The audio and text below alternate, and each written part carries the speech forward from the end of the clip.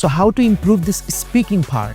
A lot of people suggest you don't use fillers, but that is not humanly possible because even right now when we are speaking, we are making errors and we are using fillers, right?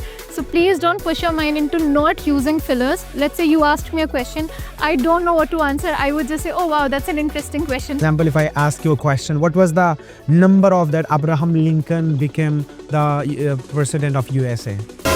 But I don't know the answer for this. Can I order pizza today? Yes, you can. But in India, you can. But if you go abroad and you say pizza, they would really not comprehend what you're saying. So it's pizza, not pizza. So if you say in India or somewhere in UP, there's a pizza, jaake pizza. वो feed देंगे आपको. Times it is also about, MTI issue, mother tongue influence, voice and accent issue, pronunciation issue, right? So how do you tackle with this, and what is your suggestion for this exactly? Okay, so people who come from South, they have this very different. They pronounce M, N, and L very different, right? When you read, you can just place a pencil between your lips and try pronouncing words. It helps you again with the refinement.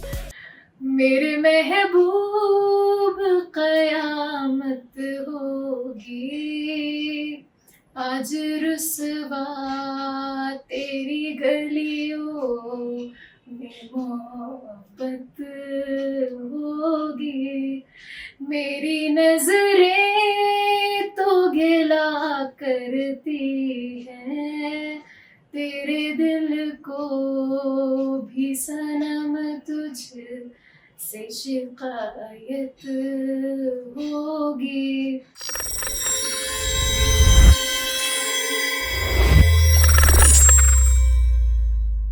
Hello everyone. Don't go anywhere.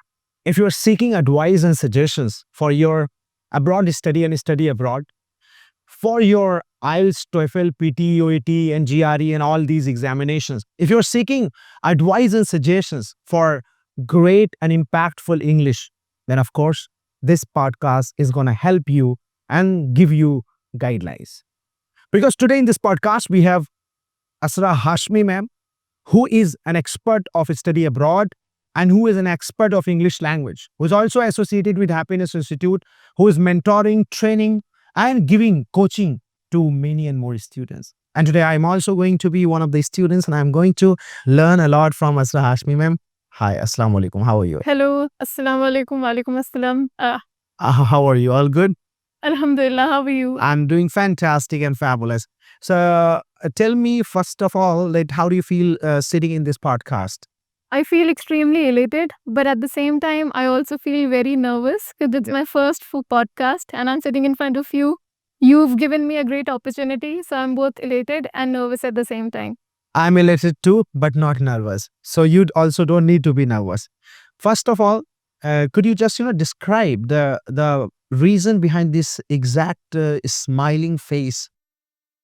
I think if you have been given an opportunity to speak about something that you've been loving for such a long time, it gives you immense joy, and that's the reason perhaps why I'm smiling.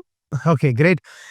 As you have confessed that, you're going to talk on that, what you like the most or what you love the most, what is your suggestion for those people who don't love their works and task actually? Then it's going to be very monotonous and it's going to become a Herculean of a task if you don't really enjoy what you do. So the first thing would be that whatever you do, if you have a choice, you should have an affinity towards it, and then everything comes later. That's great. I'm coming to this part, English language, right? As you have confessed or accepted that you know English or you have great passion towards English language, how to learn this language? Oh, that's a great question. See, any language that you want to learn will begin by speaking. You need to understand the grammar portion of that particular language. Apart from that, anything that you learn comes from speaking. So the moment you start speaking, the moment you start learning the nitty-gritties of that language, immediately you'll see that you start imbibing it. Because we don't really teach little toddlers how to speak, but they emulate, they see people speaking around them, and that's how they learn how to speak. Maybe that's what we can do. In case if I'm a very beginner, right, and I don't know exactly the basics of English language and I want to start speaking, then your suggestion is that I should start speaking or I should I start understanding the language? If you are someone who has no knowledge about the language, the inception for you would be to at least expose yourself to the grammar portion of it, because if you don't really know the parts of speech, how are you going to speak, right? So because today we live in a society where we are exposed to immense technology, we know that we have places you don't really have to step out of your house. So maybe you can use internet to its very best, and you can learn about, let's say, how to speak. We can actually come to your YouTube channel, you teach everyone how to speak, and maybe with it, this could be the baby step that you can take, and then eventually you'll see a difference. And that's great. So what was your baby step that you took to learn English and to actually, master this English language? So for me, I was always exposed to an environment where English was prominent, but I always wanted to refine it. So for me, what came handy was novels. I started reading as early as I was in my teens. I started with this very frivolous book called Wimpy Kid. I would read it relentlessly, and then I saw that my vocabulary improved. I could use idiomatic languages pretty easily, and that if you want to refine it, you can start with reading novels. If you want to start learning the language, then of course grammar is something that you should go for first. Great. How to learn this grammar? Because grammar is always tough, right? Even when I used to learn, I was making a lot of mistakes in grammar, and I was not completely sure about my grammar even, right? So I was very complex towards grammar, and many millions of the students are there who are very complex in grammar. So how to learn this grammar? See, this learning will happen throughout your life, okay? Okay. I don't even say that I'm somebody who can speak perfectly. There are times when I'm really confused. Do I have to use this? Do I have to do that? So the thing is that you have to constantly learn. But if you are aware of the grammar with the very basic, like let's say you know what is noun, you know how to use tenses correctly, then you have something to begin with. And then you can always refine your language. And that's how you basically grow. Learning is throughout. So that's something that you can begin with. True. Okay. So as you were advising on grammar, right? So grammar part, I just want to understand that, should we learn tenses first or parts of speeches first? Go with parts of speech first. Like how to learn parts of speeches? Now, this is an interesting question, okay? Now, if I have to tell you into the grammar portion, it's going to be a vast thing. Okay. But if you start with something, let's say, start with nouns, start with what is verb, start with what is adjective, and then you can delve deeper. Because it's not a one day thing. Of course, it's going to take time. And if you're someone who's like, you understand what is, let's say I'm speaking with you and you understand what is happening, right? What I'm talking to you. It is not something unfathomable for you. Then you can refine it by reading, let's say, novels of your choice, by, let's say, listening to a lot of podcasts, because it will refine and elevate what you speak. So this is something that you can do. Happiness institute एक गांव के इलाके से शुरू हुआ और आज ये इंटरनेशनली जाना जाता है। इसने अपने ऑनलाइन ऑफलाइन की ट्रेनिंग से 50,000 प्लस स्टूडेंट्स को ट्रेन कर लिया है। चाहे वो यूपीएससी इंटरव्यू के सिलेक्शन की बात करें, जुडिशरी के सिलेक्शन की बात करें, MNC banking, ATC, cabin crew की बात करें, एसएसपी की बात करें, हमने हर इंटरव्यू को क्रैक कराया। साथ साथ में हम इंग्लिश कम्युनिकेशन पर, पब्लिक स्पीकिंग पर, पर्सनैलिटी डेवलपमेंट पर, इंटरव्यू को लेकर, इन सारी एस्पेक्ट्स पे, स्टडी अब्रॉड को लेकर, लैंग्वेज स्टडीज को लेकर, इन सारे एस्पेक्ट्स में, इन सारे पहलुओं पे हम काम करते हैं। हम इंडस्ट्री एक्सपर्ट्स के साथ, प्रोफेशनल्स के साथ पॉडकास्ट भी करते हैं, और ये सारा प्लेटफॉर्म समाज की जागरूकता के लिए, समाज की भलाई के लिए, ग्रोथ के लिए, पर्सनल डेवलपमेंट के लिए हम पूरी तरीके से लोगों को ट्रेन कर रहे हैं। अगर आपको भी लगता है कि आपकी इंग्लिश नहीं सही हो पा रही है, आपको लगता है कि आज भी आप स्टेज पर चढ़ते हैं और आपकी बॉडी कांप जा रही है, आपको लगता है बार बार आप इंटरव्यू देके फिर भी रिजेक्ट होकर आते हैं चेहरा लटकाकर, आपको ऐसा लगता है कि आपकी पर्सनैलिटी में कुछ डिसऑर्डर या डलनेस है और आज भी आप स्टेज पर बात नहीं कर पा रहे हैं, किसी से आप कॉन्वर्सेशन नहीं कर पा रहे हैं, सोशलाइज नहीं हो पा रहे हैं, तो हैप्पीनेस इंस्टीट्यूट के प्लेटफॉर्म को इस्तेमाल कीजिए, यूज कीजिए, यहाँ से जुड़िए और अपनी जिंदगी को, अपने जीवन को और अपने सपनों और ख्वाबों को साकार बनाइए और अपने जीवन को एक नई ऊंचाई और उन्नति पर ले जाइए।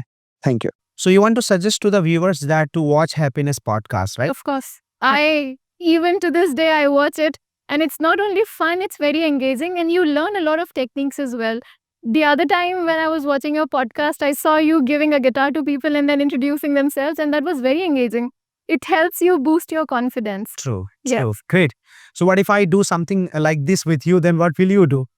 Let's see. All right. Okay. So coming to this English language, like sometimes it is also about, MTI issue, mother tongue influence, wise and accent issue, pronunciation issue, right? So how do you tackle with this, and what is your suggestion for this exactly? Okay, so people who come from south, you know it that you will have the MTI issue because the words that they pronounce, the vocabulary that they have is very different. They pronounce M, N, and L very different, right? So when you know that there's a problem with the pronunciation, I wouldn't really call it a problem, but rather there's this MTI, right?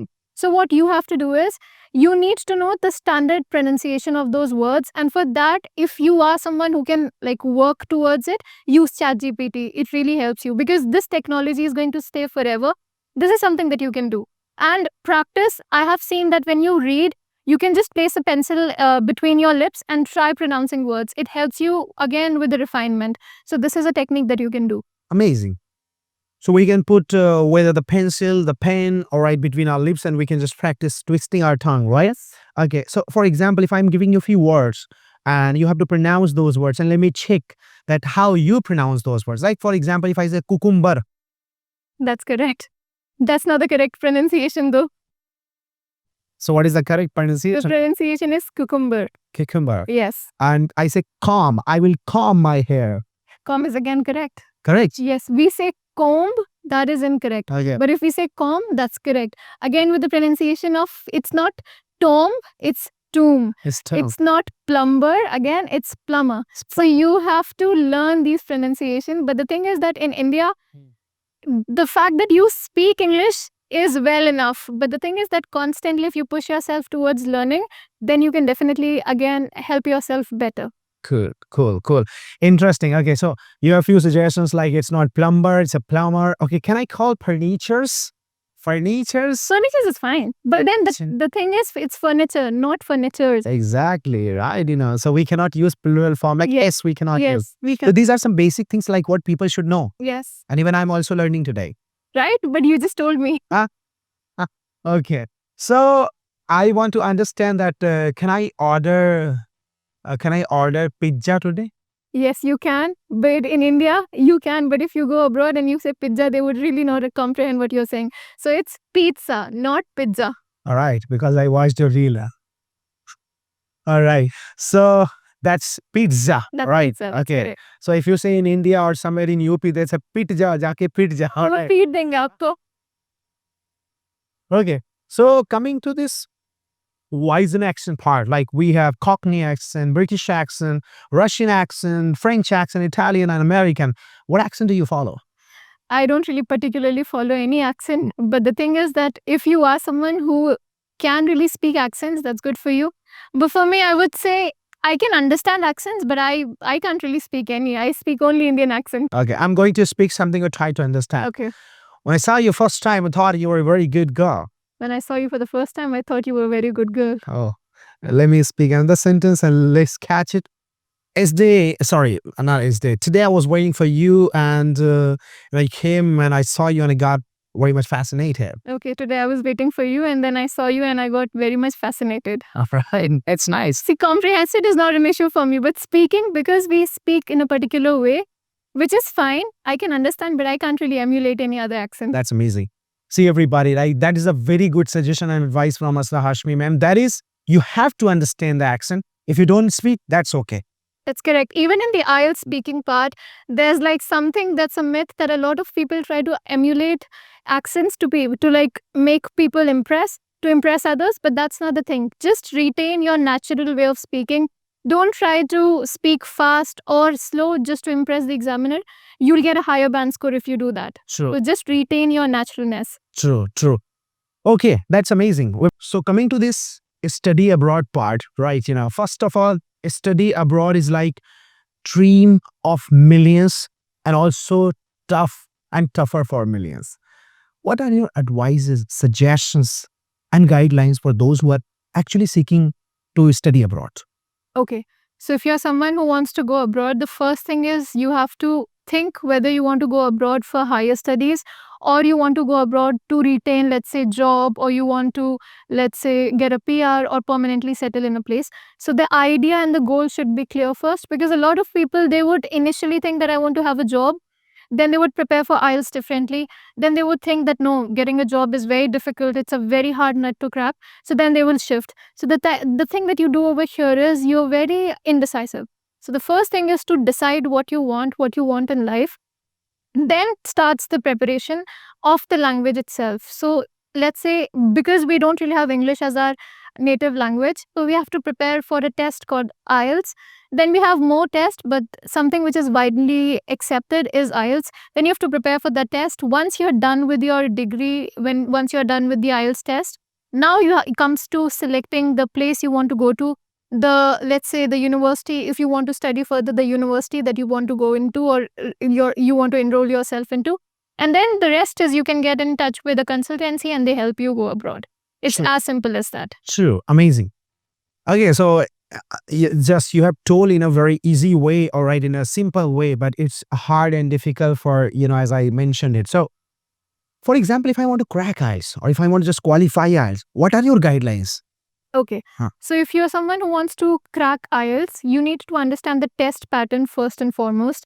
It's not a very difficult test, but remember, there's a lot of institute who will promise you, or that will promise you that, within 10 days, we are going to particularly give you a band score. It is a myth. It cannot be attained.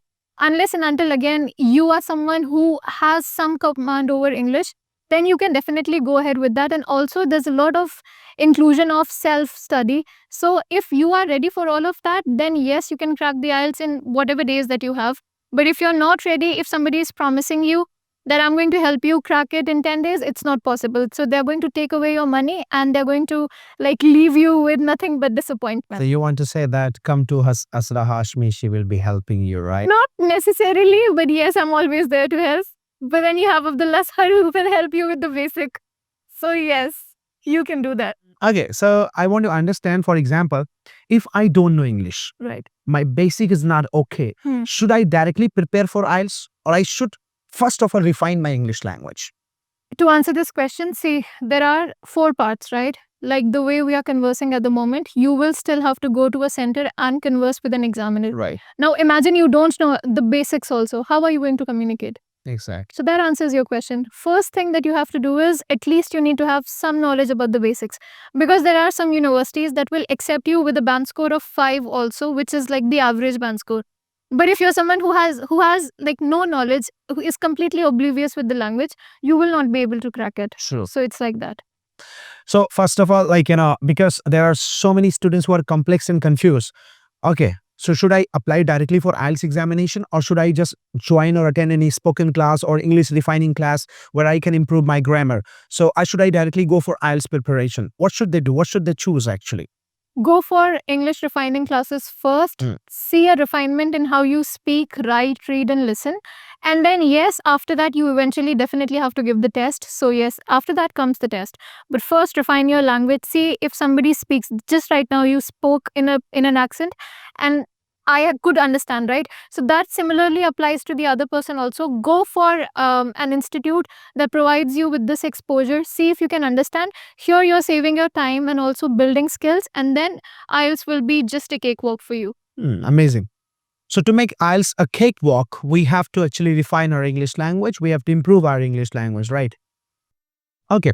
As we have many of the examinations, like we have IELTS, we have TOEFL, we have PT, we have OET, we have GRE, GMAT, and we have all these examinations.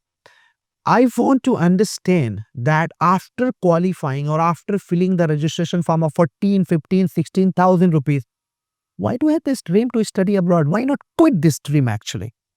So this is a very disappointing question to me. Because if you have a dream, you should, be it all, you should be very persistent about completing it, because it's something that you want to do. Imagine you were in your village, you wanted to learn English. Why didn't you quit the dream?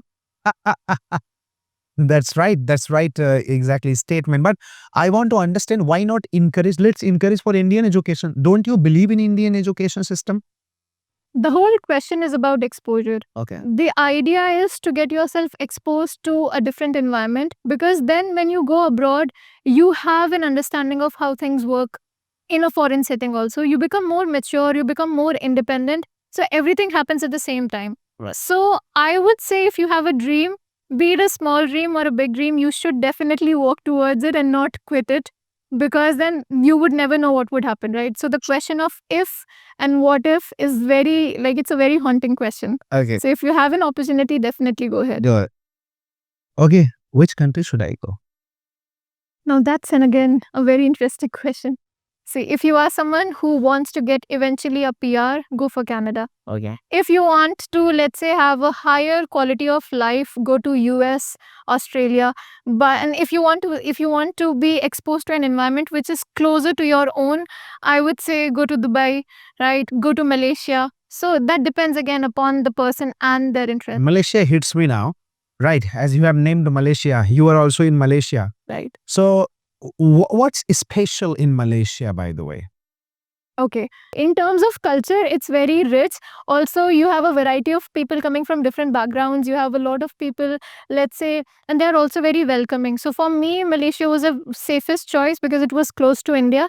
And not only that, the kind of environment I wanted, Malaysia was offering. So for me, it was a great choice. Okay. When you went to Malaysia, like it was your initial phase, and we don't feel homey there, right? Because we somewhere miss our family, our hometown. Was it happening with you? Oh, a human being is a very agatho-cacological person, right? So at times when I was not going to Malaysia, I wanted to go there. I was extremely like I was thinking about going there all the time. At times I would have feud with my family because I wanted to go there. But now since I'm there, the homesickness is imperative, okay? It's something that I can't really do anything about, and sometimes it like gnaws on me. So of course, if you go abroad, the homesickness is going to be there. If you are someone who gels very easily, who can make friends a lot easier than others, then yes, for you maybe it's going to be easier, but then the tinge of this feeling will constantly Like be. it was hard for you. It was difficult because you are an introvert. Yes, I am an introvert. You are. Yes, Okay, but you're speaking good to me.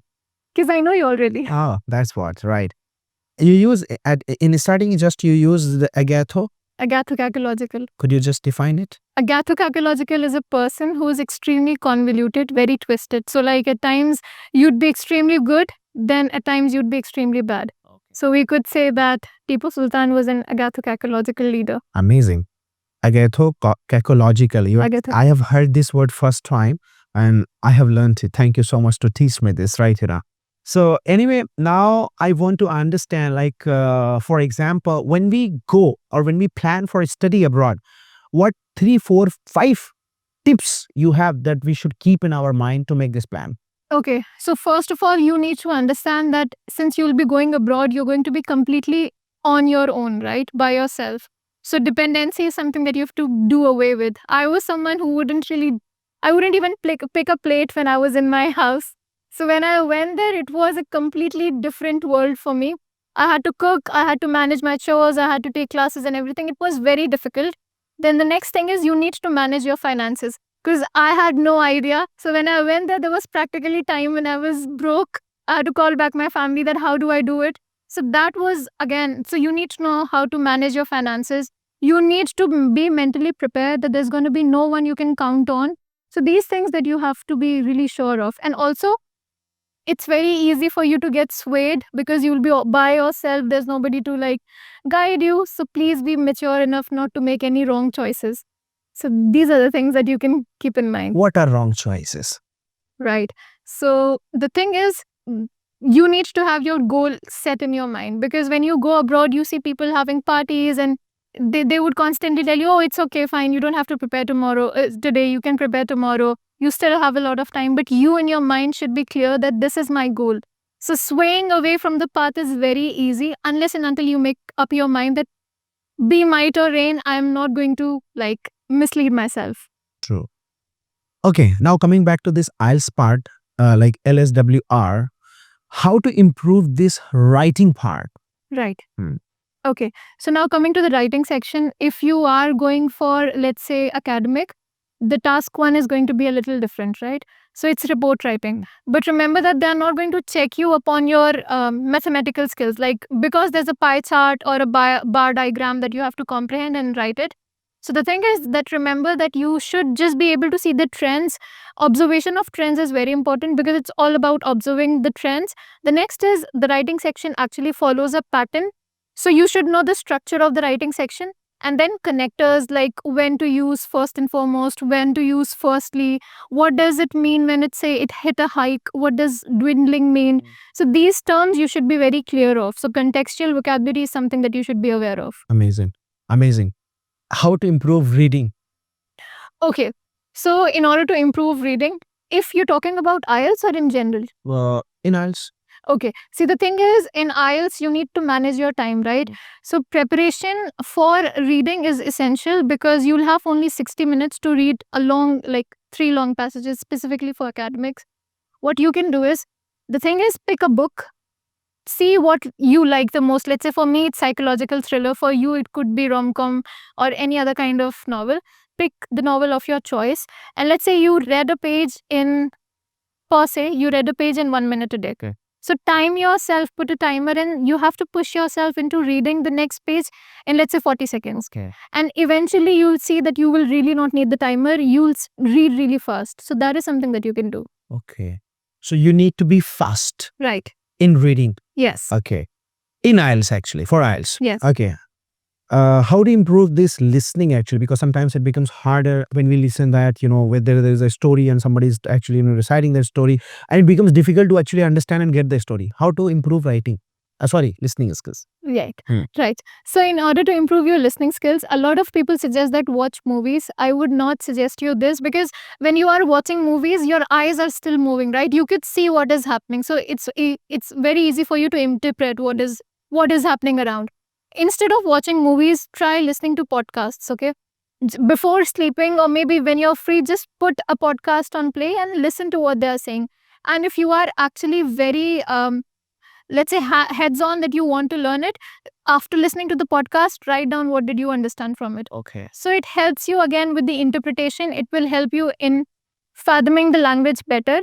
Apart from that, for me, I have a habit before going to bed. What I do is I would play any English, let's say a podcast, and I would just keep it near my ear. And then when I wake up in the morning, I think, oh, what was going on? So till the time I'm awake, I can remember.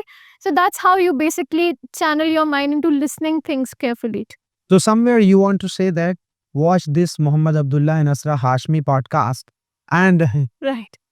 remind to yourself that what you watched and what you heard actually, right? Definitely. Anyway, now coming to the last section of this IELTS preparation and examination, and that is actually speaking, right? So how to improve this speaking part? Okay. A lot of people suggest you don't use fillers, but that is not humanly possible because even right now when we are speaking, we are making errors and we are using fillers, right? So please don't push your mind into not using fillers, but there are some techniques that you can use. Sometimes when I don't know what to say, instead of saying I would just pause for a second or two, recollect my thoughts and then speak. Okay. So that is something that you can do. Apart from that, there are some liners that you can use. Let's say you asked me a question, I don't know what to answer. I would just say, oh wow, that's an interesting question. Then in that moment, my mind would definitely come up with some answer and then you can give answers. Like for example, if I ask you a question, what was the number of that Abraham Lincoln became the president of USA? That's a nice question. But I don't know the answer for this. And you don't need to know these facts in the ISCP thing also. These are not the kinds of questions that you expect in the speaking section. So we can just do like this, wow, what a nice question. Yes, but don't make it a repetitive pattern. In every question you're saying, oh wow, what a nice question. No, if you see that it's an intriguing question or it's a convoluted question, to just get your thoughts collected together, you can just say, oh, I never thought about it, or give me a second to think about it. It's completely fine. Instead of saying anything and everything that comes to your mind, just channel your thoughts. What should be the speed of speaking? Okay. There is no right way of the speed of the speaking. You can speak as slowly as you speak, or you can go as swift as you want to, but the other person should be able to understand what you said. True. So there is no correct speed. How should be our eye contact while speaking? You should retain the eye contact ideally. However, the test is not video recorded. But the thing is, if unless and until you maintain rapport with the examiner, you will not really feel the connection while speaking. So it's good that you maintain an eye contact and occasionally you can look away. but maintaining an eye contact is an essential part. How did you crack your IELTS? See, the thing is, I was very dedicated for going abroad, but I also knew how to crack it because I burned the midnight oil. I pulled up my socks. I was preparing for the IELTS for a really long time. And the first thing that actually helped me was to understand the pattern. What are the kinds of questions to expect? How do I do the answers? What should I speak? So I really worked hard on it. I would really say that. And also, I wanted to refine my language as well. So I started reading novels. It helped me in the reading section. It made me it introduced me to vocabularies. It introduced me to words that I never knew existed. And then in turn, it helped me crack the IELTS. Amazing. Amazing. All right. That's why now you are an IELTS expert. True. Okay. Coming back to all these, like you have just given suggestions, guidelines, right? Roadmaps to crack IELTS examination. You've also talked on how to speak English or how to improve English, how to actually improve grammar and remove grammar errors. Now, I want to understand that how to develop confidence actually, because there are so many people who have knowledge, but they don't have confidence to do it. The thing is, constantly throughout our life, we are very scared of what others will say. And the thing is also that the other doesn't care. So maybe I might make errors in front of you, but the thing is, even if you point it out, maybe mockingly, it will help me grow, right? So take criticism for your own good, and even if somebody is mocking you, do not get disheartened because the other person would just mock you and go away. But what you are what you are left with is an idea where to improve. So take criticism like an armor and improve yourself. Amazing, amazing. Why not this idea or this mindset everyone has? Because when they get criticism, they get offended and they start actually criticizing back. So, how to develop this kind of mindset, what you have right now, actually? See, it takes time because I remember there was a time in my life as well. I was a little, I was not really confident, and for me to speak out with people was a Herculean of a task. But then one day I thought that this is only going to make me worse, right? I will not learn anything new. So let's not think about what others say, and this is something that you have to develop over time. Of course, the criticism, the idea that what others will say is very prominent, especially in us. I think it's embedded in us. But once you come out of it, you will see that you have great ways to achieve things. So please make sure that do not take criticism to your heart. Just take criticism as positive criticism and help yourself grow because nobody else is going to come and do it for you. Are you going to take the PR of Malaysia or you're coming back to India? India, India. any day, yes. Why? But there are so many people who want the PR. Malaysia में PR नहीं मिलता sir. पक्का Yes. बता सकते हैं ऐसा कोई बात So, नहीं. So the thing is, for places like Malaysia, Dubai, you can't really get a PR. But that is keeping that aside. What can we get then to live there permanently? You can work over there, but then eventually it's the same case in Dubai. You can work over there, but you cannot permanently stay there. Stay there, Right? right? You can get the golden visa and everything, but then at the end of the day, you have to come back to your country. So, how many countries are there where we can get PR, and could you name those countries? You can get a PR in Canada. You can get a PR in Australia, in the US as well. However, it's very difficult nowadays. But in countries like, predominantly countries like Dubai, Saudi Arab, Qatar, Oman, all these places, you don't really get a PR. And also, Malaysia is what I'm very aware of. You can't get a PR. You will have to come back. You will have to come back. You can't stay for entire life. That's correct. You So, can't. what's the duration? What is the maximum duration that we can live in? As long as you hold a job over there, you can stay there. Okay. The moment you're jobless, you have to come back to your country. And what if we switch the job? Then you can still stay. Okay, no issues. No issues, yes. If you're working for there. Yes, if you're working, you're helping their economy, then yes, of course, you can stay as long as you want. But then why not get an idea of how the world works and come back to your country and help your people? Amazing. So you are a true Indian. By heart, yes. Why? So Yes. you call yourself that, a complete Hindustani, Of course, right? of course. So anyway, I'm coming to this part, if you just, said Malaysia does not provide PR, so you will be coming back to India just because Malaysia does not provide PR? No, the idea was never to settle in a foreign land. For me, I wanted to gain an exposure. I wanted to have an international education, but I always wanted to come back. So for me personally, I want to come back and I will be coming back. So yes, All right. Have you ever been to any other country apart from Malaysia? I've been to Dubai. I've been to Qatar. Okay. Yes, these two places I've been to. What's the best experience? I wanted to come back. For me, you send me anywhere. For me, it's always to come back. Is it just because your family here, or just that you are very close to Indian culture or tradition or land? Yes, I would say completely that, because I've seen a lot of people go abroad and they would completely immerse themselves into their culture. But for me, it's not possible.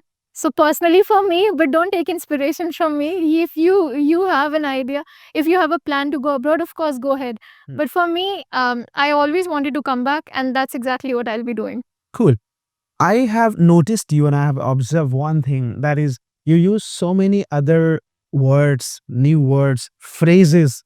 I want to learn few phrases and interesting words from you, as you use midnight oil, Herculean task, and all these. And you told me another word, agatho-calcological, right? Yes. So could you just tell some of interesting phrases and words now? Okay, so this one is a long one, okay? But it's one of my favorites. Yeah, come on. You can say supercalifragilisticexpialidocious. Supercalifragilisticexpialidocious. What is the meaning? Do you think is the meaning of this one? Fantastic. I'm sure you knew it. Okay. The next is floxinosinihilipilification. Floxinosinihilipilification. Very good. All right. What do you think is the meaning? It means bakwas. That's correct. To consider something as worthless. As worthless. But I have to pretend that I don't know. Yes. Okay. I would. Let me ask you one more. It's hippopotamonstrosus quipedaliophobia. Hippopotamus. All right. I don't know this. The meaning of this term hippopotamonstrosus quipedaliophobia is fear of long words. Fear of long words. Yes. Hippopotamus will follow for Hippopotamonstrosus monstrosus pedalophobia. pedalophobia. All right. So fear of long words. Yes. Amazing. And the opposite is philia. So hippopotamonstrosus quipedaliophilia is the love towards long words. Okay. So you have philia or you have phobia? I think I have philia. You have philia. Yes. All right. Not philia. No. And some idioms that you can use is splitting hairs. That's basically when you go around and around about things that you consider are not really that important, Okay. but they are. So minute details. Okay. To spread minute details. All right. So you split your hairs. Yes, you can say that. And one more that I can think of is again cost an arm and a leg. Cost an arm and a leg. It means to cut hand and leg. Yes, to buy something for sure, something which is very expensive. Okay. Okay. So it means that, yeah, we are costing an arm and a leg. Exactly. Okay. Any other phrase or idiom that you know? Okay. There's another one. All hats and no cattle. All hacks. All hats and no cattle. All hurts. Hat. All hats. All hats. No cattle. Yes. What do you mean by That this? means somebody who just keeps on saying and without saying things but does not do anything. My God. A man of idleness. That's correct. Cool. Any other? I think you have so many in your box. You know, amazing that you have bunches of. I'll have to think about it. One more that I can think of is make a mountain out of a molehill. Make a mountain out of a molehill. Molehill. What do you mean by this? What do you think could be the meaning of this one? A mountain out of a molehill. पहाड़ बना देना. किसी छोटी चीज का बहुत बड़ा हाँ. एक पहाड़ बना देना. पहाड़ बना दे. तो छोटी सी गलती का एक कोई पहाड़ बना दे तो you could say oh he's just making a mountain out of a molehill. जैसे आपने ठंडी चाय गिराई और मैंने कहा गर्म चाय गिरा दिया. Exactly. फिर मुझे मार पड़ी. So that is Yes. something. Absolutely fine. Okay, so Ada, you have so many interesting phrases, words, and I am completely shocked and completely, blanked out that how you are so much expert that you use all these in your conversation. See, honestly, for me to learn anything, what I do is before going to bed, I write down, let's say you spoke a word to me and I found it very fascinating and new. So I would write it down in my notes. I would try and search for the meaning. And then before going to bed, I would read the word and make my own sentence and then sleep. Because it's like, I think it's something psychological. The last thing you think about is something that you can retain also. So even when I was preparing for my Ielts, I would make a list of the new words that I came across, read them like religiously, and then like miraculously, I could see that I'm using those words. Amazing, amazing. Wow. Wow.